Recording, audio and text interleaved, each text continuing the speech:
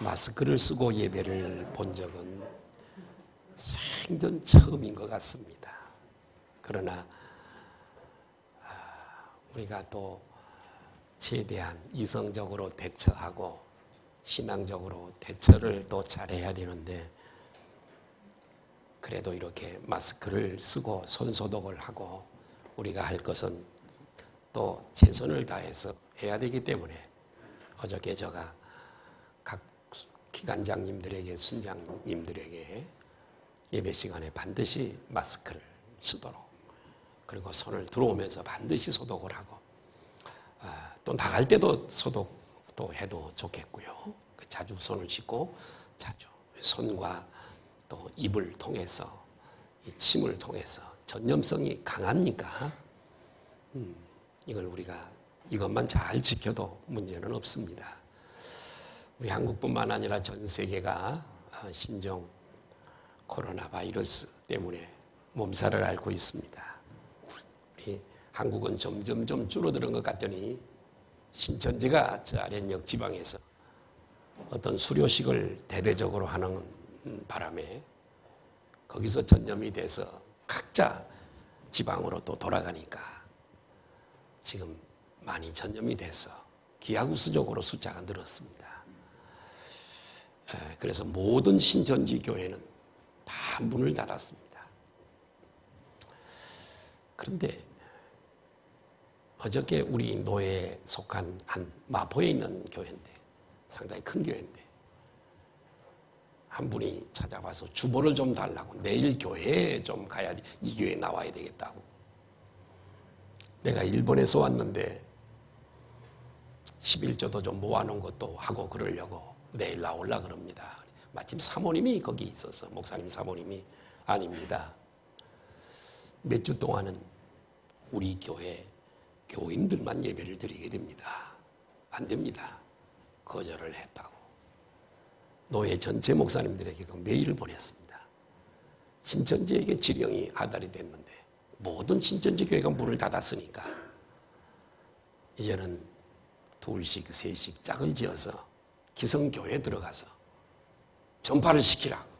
이 신천지 문제만이 아니라 모든 교회의 문제라는 걸 이슈화시키라고 그런 지령이 내려왔다는 정보가, 그 내부에 있는 사람이 정보를 주어서 그렇게 모든 목회자들이 또 그 메일을 받게 됐습니다. 그래서 우리 교회도 기존에 계속 우리 교회 등록은 안 했지만 나오신 분들은 괜찮습니다. 또 우리 교회 성도들은 그렇지만 오늘서부터 제가 전혀 생소한 새로운 분들은 우리 교회에 들어오지 못하도록 죄송하다고 말씀을 드리고, 그래서 오늘 그런 분들이 오셨는지 안 오는지는 모르겠지만 일단은 몇 주 동안은 그렇게 우리 스스로를 지켜가지 않으면 안 되겠다 싶은 생각이 있습니다. 할렐루야. 제가 지난 주일에 말씀드렸습니다마는 과도하게 두려워하거나 염려하지 말고 잘 우리가 대처하면 승리할 줄로 믿습니다. 오늘 저는 좀 다른 각도에서 좀 말씀을 드리려고 하는데요. 우리가 비록 이렇게 어려운 시대를 맞이했지만은 우리는 이런 어려운 시대를 비극적으로만 보지 말고 긍정적으로 보아. 오늘 우리 이한호 집사님 기도처럼 우리가 이런 것들을 잘 선용해서 우리가 승화시키자는 거죠. 어차피 이 세상은 장망성이라고 얘기합니다. 이 장망성이 무슨 말일까요? 영국의 작가이며 설교자였던 존 번연이 쓴 철로역정이라고 하는 책이 고전입니다마는 그 책이 있습니다. 거기에 나오는 말로 이 장망성이라고 하는 말이 나오는데, 이 세상은 장차 멸망할 그러한 도성이라고 하는 거죠. 이 세상이 영원히 존재하는 나라가 아니라는 거지요. 성경은 분명히 증거를 하고 있습니다. 이 세상이 존속하는 한 하나님께서 택한 백성들을 보호해 주시고 지켜주시지만은 할렐루야, 그럼에도 불구하고 이 세상은 마지막이 있다. 마지막이 있다. 앞으로도 여러분 신종 코로나 바이러스 19 말고도 우리가 이해할 수 없는 유사한 바이러스가 많이 생길 겁니다. 오늘 아침에 올라오기 전에 잠깐 내 문자로 들어왔는데 미국에 있는 1.5세 우리 한국인이 이제 이 바이러스를 파악을 했답니다. 그 계열을 파악을 해서 이제 그러다 보니까 지금 연구소에서 이미 이제 예방 접종할 수 있는 그 약품을 이미 개발해서 일단 샘플 제작에 들어갔답니다. 이미 나왔답니다. 그래가지고 미국과 일본에 이제 중국에 실험을 좀 하려고 그런다고. 여름쯤 가서는 아마 이것이 많이 생산돼서 많이 보급이 될 것처럼 그렇게 보고하는 뉴스를 보았습니다만은, 그러나 우리가 최근 몇 년 동안을 보더라도 사스, 생전 처음 생기는 병이에요. 이게 옛날서부터 왔더라면 벌써 이미 약을 만들어냈을 텐데 갑자기 생기니까, 이거 지금 코로나도 마찬가지잖아요. 없던 거에 생겨놓으니까 이거 약을 금방 만들 수 있는 게 아니란 말이에요. 몇 년 걸리는 건데. 그러니까 지금 세계가 지금 손을 놓고 다른 방법으로 치료를 하고 있잖아요.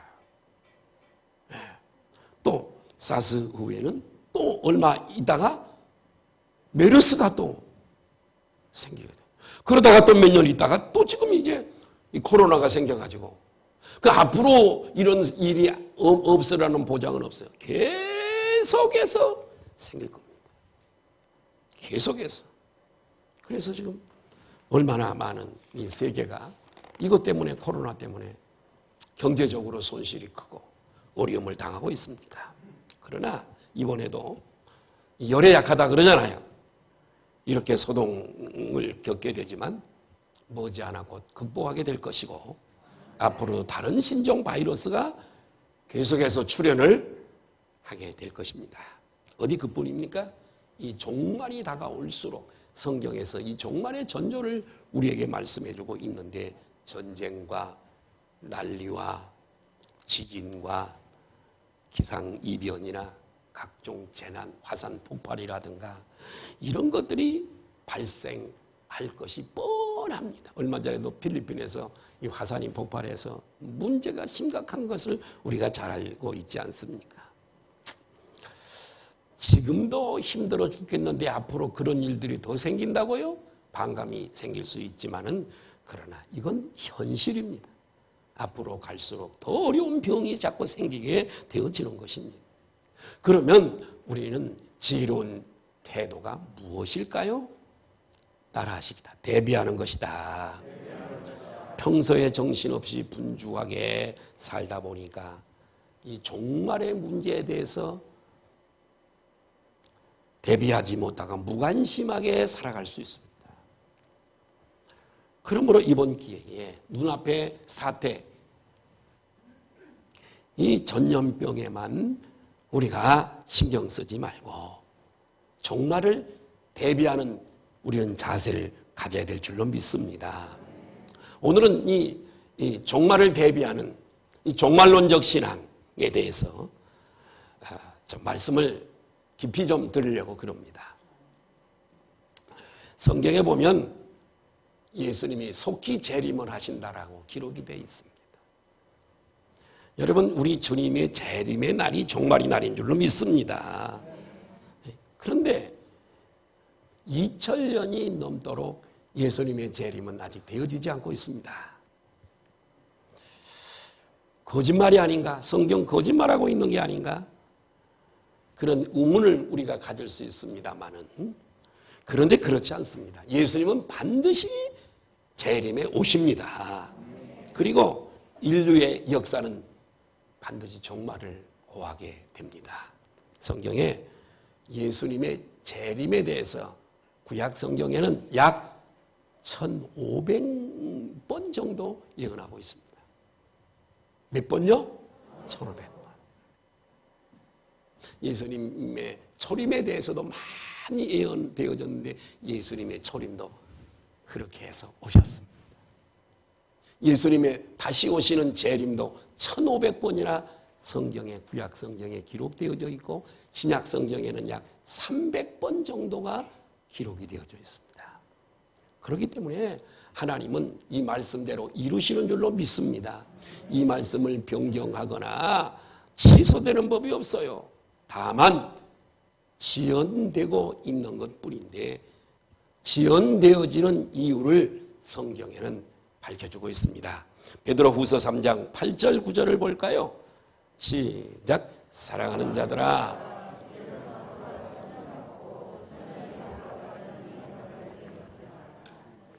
저의 약속은 어떤 이들이 더디다고 생각하는 것 같이 덕인 것이 아니라 오직 주께서는 너희를 대하여 오래 참으사 아무도 멸망하지 아니하고 다 회개하게 이르기를 원하시느니라.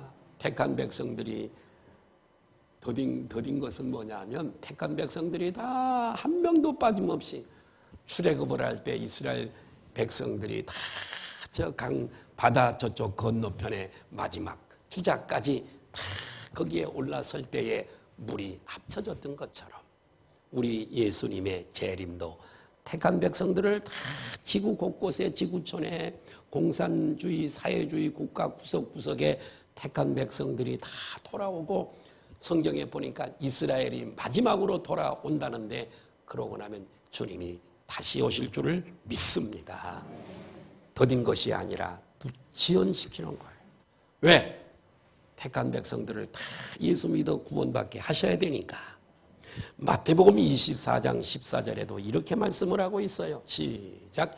이 천국 복음이 모든 민족에게 증언되기 위하여 온 세상에 전파되리니 그제야 예수님이 다시 오시고 이 우주의 종말이 온다고 예수님이 직접 말씀을 했습니다. 여러분, 이 예수님의 재림이 2000년이 되었는데도 불구하고 예수님이 이렇게 안 오시는 이유를 제가 설명했고 또 다른 것은 뭐냐면 시간에 대하여 이 하나님의 단위와 우리의 단위가 다릅니다.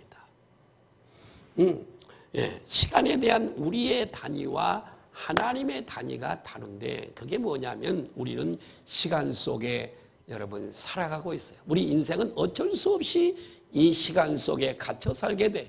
그렇기 때문에 과거가 있고 현재가 있고 미래가 있는 거예요.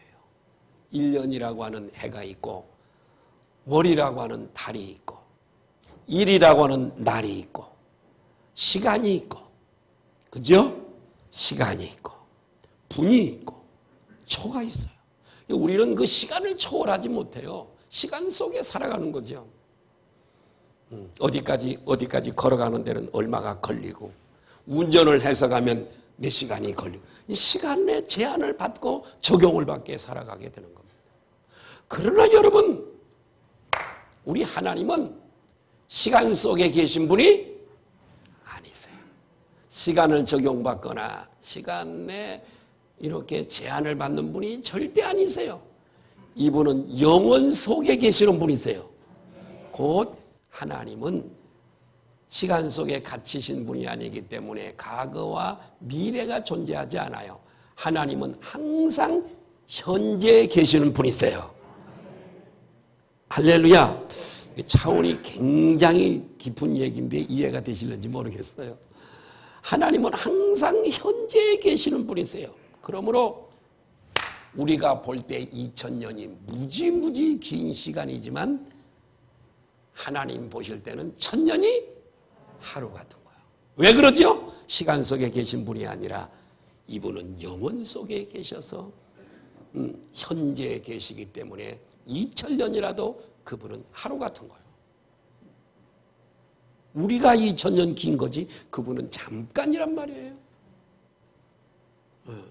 그렇기 때문에 여러분 예수님의 재림은 약속대로 분명히 있는 줄로 믿습니다.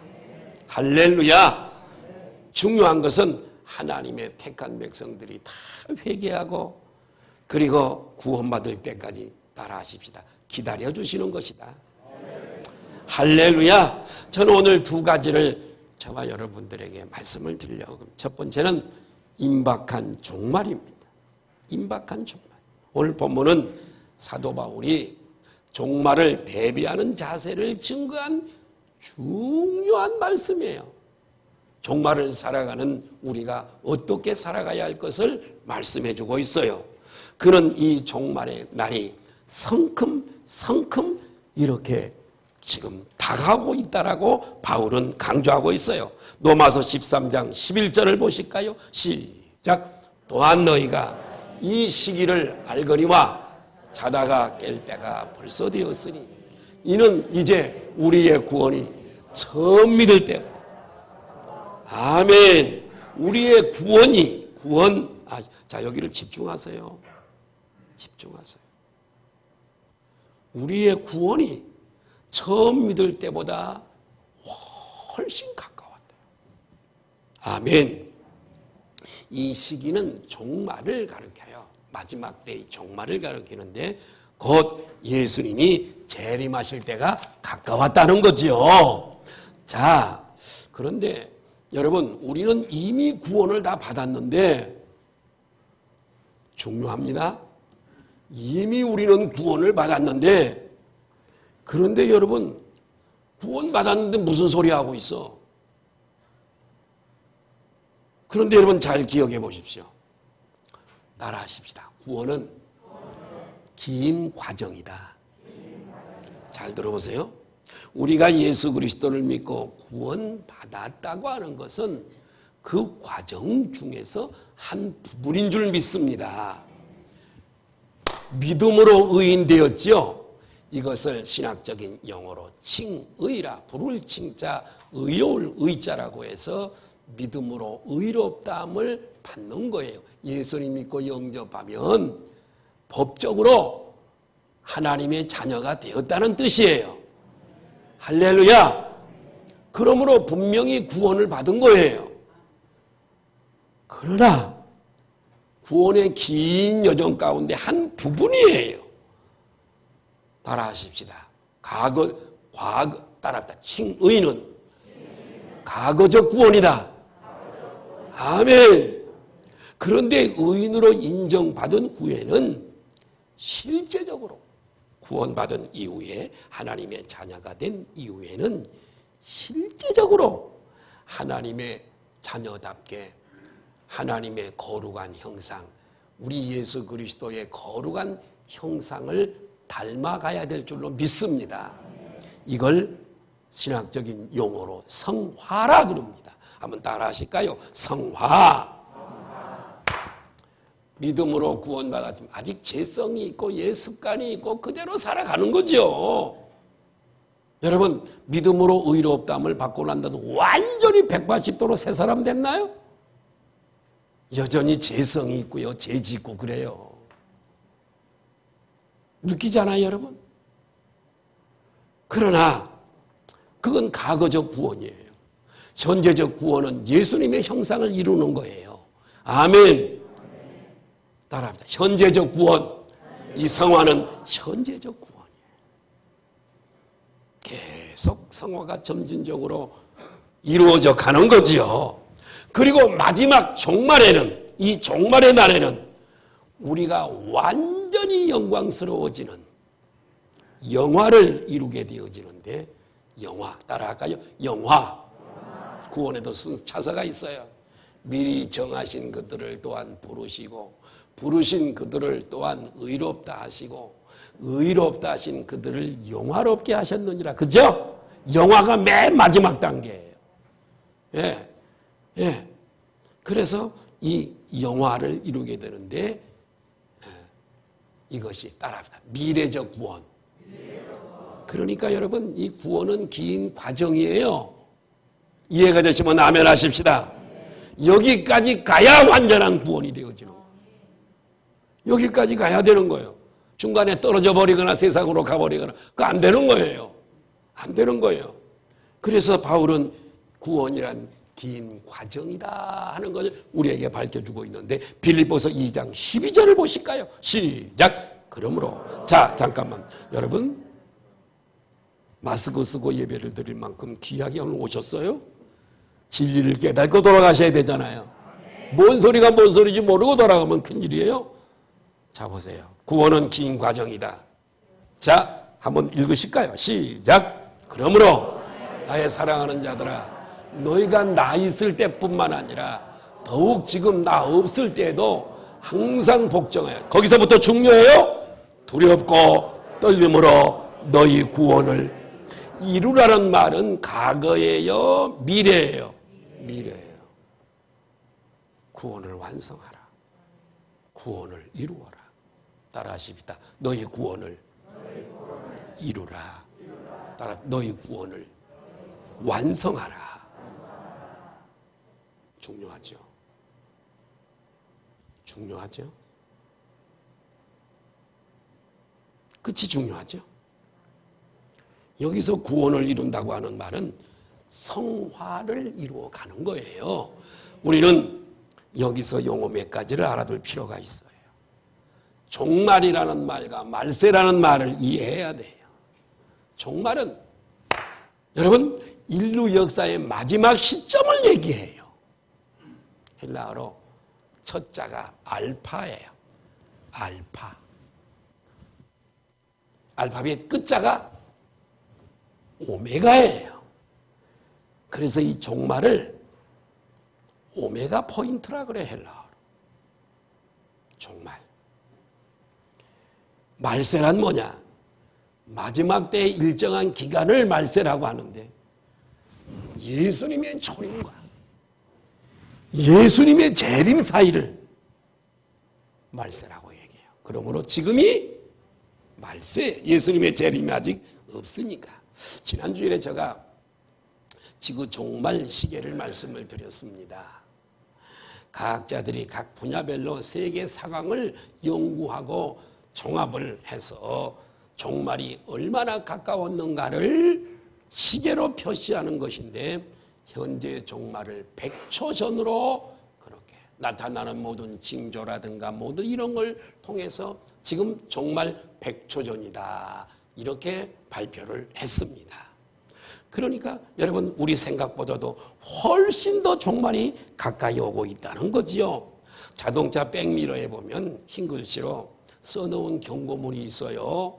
실제 보이는 물체보다 훨씬 더 가까이 있습니다. 이렇게 백미러로 보니까 저렇게 멀리 있는 것 같아도 아니다 이거예요. 아니다. 이 차는 당신 차 뒤에 가까이 있다라는 걸 꼭 기억하고 운전을 해라. 경고문이 있듯이 여러분 종말도 우리가 생각하는 것보다 아주 멀리 있는 것보다 가까이 있는 것을 알아야 하겠습니다. 그런데 중요한 것은 이 재림과 종말의 날을 알았으면 좋겠는데 모른다는 데 문제가 있습니다. 언제 예수님이 초림 오시는 것처럼 다시 오실지 종말의 날이 언제일지를 알지 못하는 데 있습니다. 마태복음 24장 36, 37절을 보실까요? 시작. 그러나 그 날과 그때는 아무도 모르나니 하늘의 천사들도 아들도 모르고 그 시를 모른대요. 아무도 모른대요. 천사들도 모른대요. 예수님도 모르신대. 아들도 모르고 오직 전능자 여호와 하나님만 아신다. 이렇게 말씀을 하고 있습니다. 그렇기 때문에 37절에 시작. 노아의 때와 같이 인자의 임함도 노아의 때도 하나님께서 예언하시고 경고하셨죠. 그것처럼 주님이 재림에 오실 날도 이렇게 하시고 밤에 성경에 보니까 밤에 뭐같이? 도적같이 급히 오신다는 거예요. 급히 오신다는 거예요. 예? 이단들 중에는 자기들의 재림의 날짜를 특정해 놓고 언제 뭐 10월 26일인가 뭐 7일인가 뭐 언제예요? 몰라. 전에 그랬어요. 뭐 한국이 난리가 나고 차에다가 뭐 썬팅을 해서 몰고 다니고 뭐 아이고 참. 근데 그게 비성경적이에요. 왜냐하면 아까 아무도 모른다 그랬잖아요. 하나님이 불문의 빛이 아무도 그건 알게 하지 않습니다. 그런데 그걸 통해 미혹을 하고 재산 다 아니 자기들도 종말이 오면 올 텐데 왜 재산은 바치라 그래도 다 집 바치고 돈 바치고 속여가지고 전부 착복하고 옆에 분들로 인사하십시다. 속지 마십시다. 아이들 학교 자퇴시키고 2014년 12월에는 또 전쟁이 난다고 또 얼마나 또 복잡했습니까? 서울 한복판에 땅굴이 연결되어 있다고 난리들을 치고 그 외에도 애언기도 해준답시고 헌금 명목으로 돈을 거두기도 합니다. 내 동생도 하나 애언기도 해주는 기도원에 가서 애언기도 받고 3천만 원 뺏겼습니다. 3천만 원. 나를 줬으면 목회하는데 자실 텐데. 애언기도 조심하세요. 맞는 것도 없고 그거 안 됩니다. 당신을 미혹하는 겁니다. 절대로. 여러분 얼마 전에 그 피지인가요? 그 사람들을 전부 속여서 재산 다 바치게 하고 전부 끌고 피지 서면가 가서 다 뺏고 노동력까지 착취해서 일시키고 신 누군데 끝자가 주자 여자 신옥주 이단 예언 가지고 딱 걸어요. 거기 속지 마세요. 말씀 위에 쓰세요. 예언기도 받으러 다니지 마세요. 거짓이에요. 절대 그래서는 안 돼요. 많은 사람들이 그래 왔고요. 속아 왔고요. 영혼을 그렇게 맡겨요. 그런 사람들한테 자기 딴에는 선지자라고 하고 그렇지만요 성경이 완성된 후에는 예수님 끝으로 선지자는 없어요. 선지자가 없습니다. 선지자라고 하는 사람은 이단이거나 가대 망상증에 걸려 있거나 이런 사람들 때문에 복음의 문이 닫히고 기독교가 욕을 먹습니다. 우리 교단에도 여자 목사 안수가 불과 몇 년 안 됐습니다. 왜 그러냐 그러면 여자 목사님들 세워 이렇게 보면 조그만 교회 해놓고 예언기도 한다고 수많은 사람들을 불러가지고 문제를 일으키니까 여성 목사 안수를 안 줬던 거예요. 그러다가 겨우 몇 년 전에 건전한 사실 철저히 심사하고 노예가 가난하게 하고 그러고서 목사 안수를 줬습니다. 우리 노예에도 몇 사람 여성 목사님들이 있습니다만은 될 수 있으면 여성 목사님들 많이 못 들어오도록 제가 정치부장이니까 건전하게 교회를 하고 있고 열매가 있는 사람들만 받지 교회도 없고 집에서 예배드리고 이런 사람 절대 저는 안 받습니다. 문제를 많이 기도한다고 재산 뺏고 소송 벌어지고 막 이런 일이 벌어지니 교단이 시끄러워서 안 돼요. 속지 마시기를 주님의 이름으로 축복합니다. 네. 아직도 이런 사람들 말들에 속아 넘어가는 사람들이 있으니 얼마나 한심하고 불쌍한 일인지 몰라요. 여러분 하나님께서 우리들에게 재림에 대해서 알려주지 않는 이유가 있습니다. 그것은 우리 인간의 죄성 때문에 그렇습니다. 일자를 미리 알면 실컷 태반하게 굴다가 그 직전에 그냥 난리 소동을 피울 테니까. 그러나 중요한 것은 주의 재림의 날이 점점 더 가까이 온다는 것은 확실한 줄로 믿습니다. 그런데 우리 개개인의 관점에서 보면 그보다 더 중요한 게 하나 있습니다. 그게 뭐냐면 개인의 종말입니다. 우리가 먼저 간다는 거죠. 어쩌면 주님이 재림하시기 전에 우리가 먼저 갈 수 있다고 하는 거지요. 그런데 이 개인의 종말도 하나님이 불문에 붙여서 우리에게 알려주지 않았어요. 하나님 우리 각자에게 이 땅에서 육체가 마감되는 날을 가르쳐 주시면 얼마나 좋겠어요. 혹시 아시는 분 손 들어보세요. 내가 가는 날, 죽는 날 아시는 분 한번 손 들어보시라고. 하나님이 그것도 철저히 비밀에 붙여놓은 거예요. 어느 날 하나님 부르는 날 그냥 소리 없이 가는 거예요. 이해가 되시면 아멘 하십시다. 본인조차 그 날짜를 몰라. 좀 준비하고 유언도 하고 좀 그랬으면 좋겠는데. 그런데 여러분, 이 개인의 종말을 소름 끼치게 깨달은 한 사람을 소개하려고 그럽니다. 옛날 러시아에 젊은 사형수가 있었습니다. 어떤 정치적인 것에 가담했다가 붙잡혀서 사형 선고를 받았습니다. 28세 청년이죠. 사형수가 돼서 사형을 집행당하기 위해서 차로 이렇게 실려가서 집행장에 내렸습니다. 집행하는 사람이 너에게 5분을 시간을 주겠다. 5분 동안 정리를 해라. 그래서 가족들과 친구들과 친척들을 생각해 보니까 3분이 지나가는 거예요. 그 가족, 부모님에게, 엄마, 아빠에게, 아버지에게 여기 이 자리엔 안 왔지만은 인사하고 그거 생각하니까 3분이 지나갔어요. 두 번째, 내가 살아온 날을 뒤돌아보면서 생각을 해보니 후회가 막십니다. 아무렇게 살았던 것이 얼마나 후회가 되는지. 이거 생각하고 나니까 1분이 또 지나갔습니다. 이제 1분밖에 안 남았습니다. 거총하고 있는 군인들의 총알을 장전하는 소리가 떨거덕 들립니다. 잠시 후에는 이제는 현장의 예술로 사라질 겁니다. 그때 저쪽에서 황제의 특사 전령이 말을 타고 흰 손수건을 흔들면서 팍 달려오는 겁니다. 사형을 중지하라. 그래서 부사일생으로 사형되기 직전에 자유를 얻게 됩니다.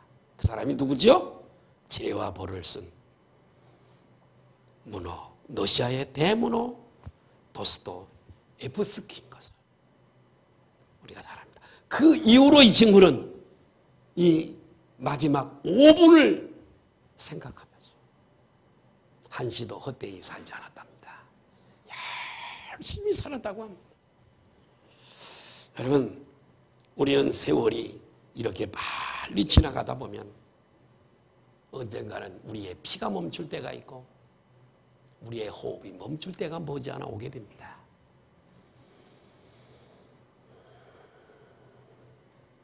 또 우리 주님의 재림이 얼마 남지 않았습니다. 이번 코로나 사태는 우리로 하여금 다시 한번 정신을 차리게 해주는 좋은 기회인 것 같습니다. 할렐루야. 두 번째로 종말론적 신앙입니다. 이 종말론적 신앙이란 종말을 의식하면서 신앙생활하는 거죠. 종말을 의식하면 내가 주님 앞에 설 날을 생각하면서 신앙생활을 하는 겁니다. 그러면 구체적으로 우리 소망성교교회 우리 성도들은 어떻게 이 종말을 준비해야 될 것인가? 몇 가지 말씀을, 세 가지를 말씀드리려고 하는데, 첫째는 각성입니다. 따라하십시다. 각성. 영적 각성입니다. 자, 로마서 13장 11절 한번 보실까요? 시작. 또한 너희가 이 시기를 알거니와 자다가 깰 때가 벌써 되었으니 이는 이제 우리의 구원이 처음 믿을 때보다 벌써라는 말은 세월이 많이 흘러가서 종말이 가까웠다는 얘기입니다. 그러므로 영적으로 깨어있으라는 거예요. 할렐루야. 오늘 본문 말씀을 고대 신학자 성 어거스틴이라고 하는 사람이 있는데 이 오늘 본문은 이 성 어거스틴을 각성시킨 말씀입니다. 그는 기독교 역사상 가장 가장 위대한 신학자 중에 한 사람인 성 어거스틴입니다.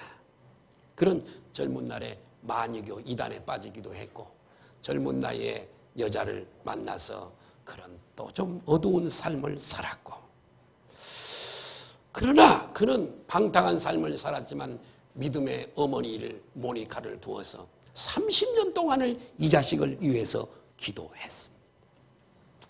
기도하는 어머니를 둔 사람은 참 복 있는 사람인 줄로 믿습니다. 30년 동안을 방탕하게 살아가는 자식을 위해서 기도했습니다. 그는 386년 밀라노의 한 정원 벤치에서 친구와 함께 앉아 있었습니다. 그 정원에서 어린아이들이 떠들면서 노는 그런 소리가 막 귀에 들려옵니다. 그런데 그 아이들의 노는 노랫소리를 통해 성령님의 음성을 듣게 되어집니다. 이런 음성이 들립니다. 책을 펴서 읽어라. 책을 펴서 읽어라. 아이들의 노래소리 속에서 그렇게 음성이 들리는 거예요. 그래서 가방 속에서 성경책을 꺼내서 쫙 펴서 보니까 오늘 우리가 읽었던 본문 말씀이에요. 예? 그래서 그때 나이 어거스틴이 32세. 이 32세였는데 그는 이 말씀을 보고 놀라운 변화를 받아 대각성을 경험하게 되어지고 위대한 신앙인이 되었다고 하는 거지요. 따라합시다. 영적 각성이 그의 삶을 완전히 바꿨다. 할렐루야. 영적 각성. 이런 코로나 사건을 보면서 야, 종말론적 신앙을 가지고 살아야 되겠다. 잘 살아야 되겠다. 이런 각성이 저와 여러분에게 있기를 주님의 이름으로 축복합니다. 또 이런 분이 있었습니다. 오래전의 일인데 이분은 병원에서 암 진단을 받고 6개월 동안 6개월밖에 못 사는 시한부 인생 사형 선고를 받았습니다. 그는 자신의 인생을 회고하면서 앞으로 남은 6개월 동안을 내가 어떻게 살아야 할 것인가. 자, 여기 보세요. 여기 보세요. 여기 보세요. 내가 톤을 낮춰서 설교하고 있어요. 그럼 이제 졸면 내가 톤을 또 크게 올립니다. 낮춰서 내가 살살 설교하고 있고, 이게 졸립지요, 또? 원래 설교학에서는 저런 분들 지적하지 마라 그래요. 저런 사람 내버려둬라, 푹 자게. 근데 나는 그러고 싶지가 않아서. 왜 졸아요? 나 참. 왜 조시냐고. 저녁에 일찍 좀 주무시고요. 좀 그렇게 몸이 어디가 안 좋으면 조금 치료하시고요. 예매 시간에 졸면 말씀을 먹어야 힘을 얻는데 말씀을 안 먹으면 꽝인데요. 그죠?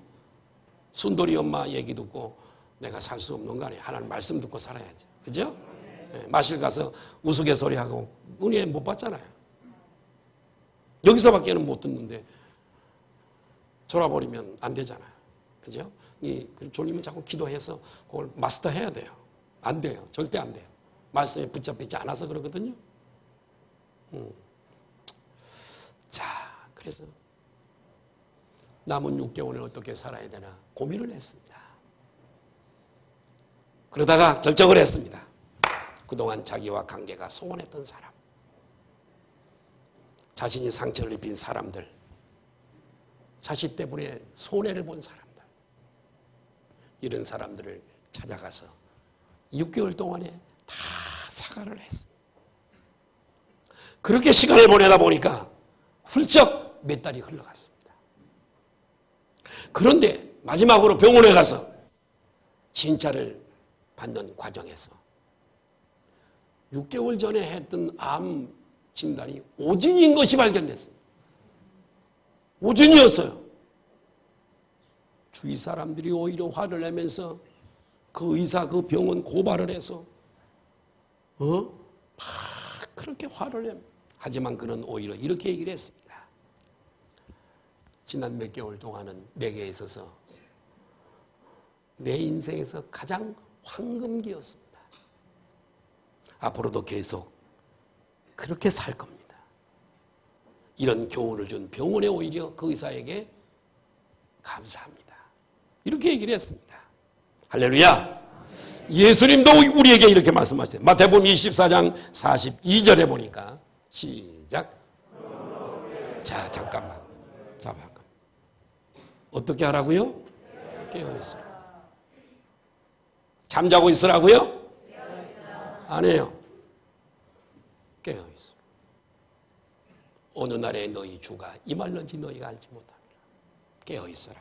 어느 날 하나님이 내 영혼을 불러갈지 몰라. 잠자다가 갈 수는 없지 않냐? 응? 주님의 재림의 날짜를 모르니까 항상 몇 년, 몇 월, 며칠 알 필요도 없어요. 날마다 우리가 항상 각성 상태를 유지하면 되는 줄 믿습니다. 두 번째는 성화입니다. 성화란 종말을 의식하면서 예수님의 형상을 닮아가는 겁니다. 우리가 구원받은 것은 어디까지나 믿음으로 된 거예요. 믿으시면 아멘 하십시다. 믿음은 쉬운 거예요. 말씀을 믿는 게 믿음이니까. 네, 믿음으로 된 거예요. 완전한 의의 행위로 된 것이 아니에요. 믿으시면 아멘 하십시다. 그러므로 실제적인 면에서는 아직도 믿음으로 하나님의 자녀가 되고 법적인 자녀가 되고 구원은 받았지만 아직도 죄인의 모습이 우리 안에 많이 있어요. 우리 속에 죄성이 아직도 많이 있어요. 믿음으로 내가 하나님의 자녀가 된 거니까요. 의로워서 패스디를 받은 게 아니니까요. 합격을 받은 게 아니니까요. 그러므로 우리는 날마다 말씀과 기도로 이런 죄를 극복하면서 예수님의 형상으로 닮아가야 될 줄 믿습니다. 이것이 성화예요. 로마서 13장 12절 보실까요? 시작. 밤이 깊고 날이 가까웠으니 그러므로 우리가 어둠의 일을 벗고 빛의 감. 누가복음 21장 34절 보실까요? 시작. 스스로 조심하라. 그렇지 않으면 방탕함과 술 취함과 생활의 염려로 마음이 뭐가 둔해져요? 마음이 둔해지는 거예요. 여러분 마음이 어떤가를 한번 진단해 보세요. 생활의 염려, 또 막 세상 것 즐기고 술 취하고 이거 마음이 둔해진 거예요. 거기 띄워놓으세요. 둔해져요. 둔해져 있는 그때 그날이 덕같이 오면 어떻게 해요? 둔해져 있으니까 영적 생활 못하는 거죠. 하기 싫죠. 깊은 영적 것을 깨닫지 못하니까요. 자, 에베소서 4장 22절 24절에도 보니까 시작.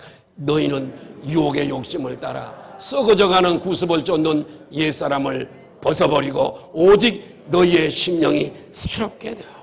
아무쪼록 저와 여러분들은 계속 성화, 예수님을 닮아가는 것, 가장 아름다운 모습으로 종말을 맞아 주님 앞에 서시기를 주님의 이름으로 축복합니다. 마지막 세 번째, 충성입니다. 충성이라고 하는 것은 여러분 사명에 충성하는 겁니다. 하나님이 저와 여러분을 부르신 목적이 있어요. 목적.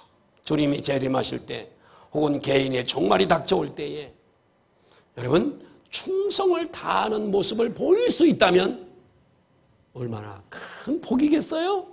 얼마나 AD 79년 로마의 폼페이 부근에 베스비우스라고 하는 큰 산이 하나 있어요. 이탈리아에 있어요. 그 화산이 폭발한 해가 주 79년입니다. 당시 로마 제국에서도 문명이 앞선 폼페이 도시였어요. 폭발이 베우스산에서 터지고 공교롭게도 이 바람이 폼페이 시 쪽으로 불었습니다. 그 채가요 삽시간에 순식간에 도망갈 시간도 없었어요. 그 화산재가요 완전히 뒤덮어 버렸어요. 그래서 그때 폼페이시의 인구 10분의 1인 2,000명이 그 도시와 함께 묻혀버렸습니다. 그래서 거기 2,000명이 죽음을 마주하게 됐죠. 그 폼페이 시가지가 오랫동안 매몰되어 있다가 18세기에 이르러 고고학자들에 의해서 다 발굴이 되고 그 도시가 다시 새롭게 나타나게 되었는데, 거기에 마지막 순간 사람들의 모습이 마치 화석처럼 고스란히 남아있는, 워낙 순식간에 된 일이니까 거기에는 끝까지 충성스럽게 임무를 수행했던 병사의 모습도 그대로 있고요. 폼페이 들어가는 정문에 다 창을 들고 서 있는 문지기의 모습도 그대로 있고, 죄를 짓는 사람들의 모습도 그대로, 술집에서 술을 마셨던 사람들도 그대로 있고. 여러분, 우리의 인생도 마지막 순간까지 충성스러운 모습으로 살다가 주님을 맞이하면 얼마나 좋을까요? 폼페이 시내에 묻힌 충성스러운 사람들처럼. 예수님이 사도 요한에게 이렇게 계시하셨습니다. 계시록 22장 12절에 보니까 시작. 보라, 내가 속히 오리. 내가 줄 상이 내게 있어 각 사람에게. 세상 사람들은 주님의 재림과 종말을 두려워하지만은, 그러나 성도들은 따라합니다. 이 날이 주님 만나는 날이다. 그리고 상 받는 날이에요. 우리는 혹자 좀 일찍 가는 분들이 있잖아요. 뭐 60대나 70대나 좀 아쉬워하고 막 그러죠. 그런데 그 사람으로 보면, 우리가 볼 때 그렇죠. 가족들의 또 가장이 할 일이 남아있는데 좀 아쉽고 그렇지만, 그 사람으로 볼 때는 이 땅의 모든 수고를 마치고 그 천국에 들어가니까 그 사람으로서도 그것이 복인 줄 믿습니다. 큰 축복이란 말이에요. 큰 축복이에요. 축복이에요. 우주적 종말이든 개인의 종말이든 성큼성큼 우리 앞에 다가오고 있습니다. 이미 밤이 깊고 날이 가까웠으니 이 말씀을 마음판에 꼭 새기시기를 바랍니다. 종말을 의식하며 경건한 신앙생활, 주님 앞에 아무쪼록 영적 각성과 성화와 사명에 대한 충성, 이러한 삶을 실천하며 살다가 기쁨으로 주님을 만나시기를 예수님의 이름으로 축복합니다. 이런 전염병의 사태를 보면서 인간의 힘은 참 나약하구나. 그리고 이 세상도 언젠가는 종말이 오겠구나. 이걸 꼭 생각하면서 미래지향적인, 미래 종말론적인 믿음을 가지고 이런 어려운 때 이런 훌륭한 믿음으로 무장하시기를 예수님의 이름으로 축복합니다. 기도하시겠습니다.